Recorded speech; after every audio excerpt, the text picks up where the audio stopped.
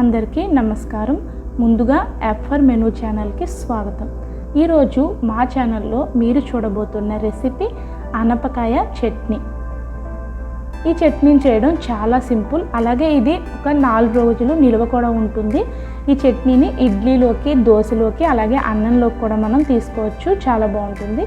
So ఆనపకాయ చట్నీ ఎలా తయారు చేయాలో ఇప్పుడు మనం చూసేద్దాం.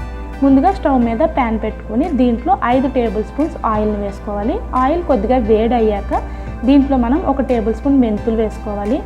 మెంతులు మనకి బ్రౌన్ కలర్లోకి వచ్చాక 1 టేబుల్ స్పూన్ మినప్పప్పు, అలాగే 1 టేబుల్ స్పూన్ శనగపప్పు, 4 వెల్లుల్లి రెమ్మలు, ఒక 8 ఎండుమిరపకాయలు, కొద్దిగా ఇంగువను వేసుకొని ఈ పోపు మనకి బాగా ఫ్రై చేసుకోవాలి.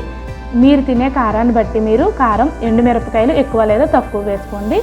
తర్వాత దీంట్లో సన్నగా కట్ చేసుకున్నటువంటి ఆనపకాయ ముక్కలను వేసుకోవాలి. వీటిని ఒకసారి బాగా కలుపుకొని మూత పెట్టి ఒక 3 నిమిషాల సేపు కుక్ చేసుకోవాలి. ఈ విధంగా 3 నిమిషాల తర్వాత మూత తీసి ఒకసారి మనం బాగా కలుపుకొని దీంట్లో మనం సన్నగా కట్ చేసుకున్నటువంటి టమాటా ముక్కల్ని కూడా వేసుకోవాలి, 1 కప్పు. మరలా దీనిని మూత పెట్టి ఒక 3 నిమిషాల సేపు కుక్ చేసుకోవాలి.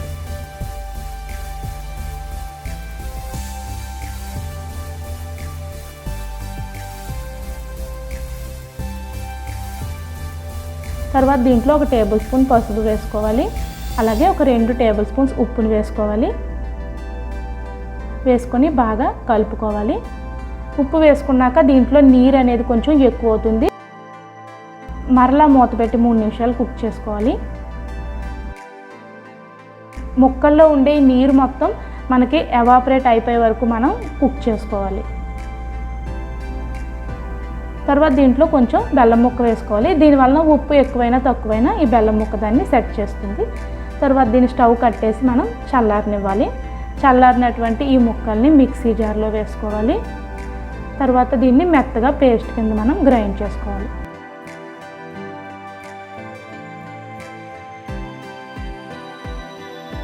తర్వాత పోపు కోసం చిన్న ప్యాన్లో ఒక 2 టేబుల్ స్పూన్స్ ఆయిల్ తీసుకొని 1 టేబుల్ స్పూన్ ఆవాలు, కొద్దిగా ఇంగువ, ఒక 2 ఎండుమిరపకాయ ముక్కలు, అలాగే కొంచెం కరివేపాకు కూడా వేసుకొని వేయించుకోవాలి.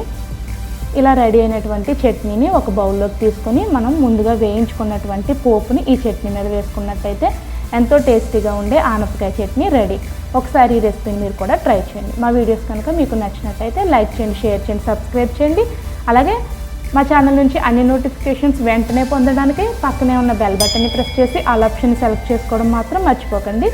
మరొక మంచి రెసిపీతో మళ్ళీ మీ ముందుకు వస్తుంది మీ app for menu channel. Thank you.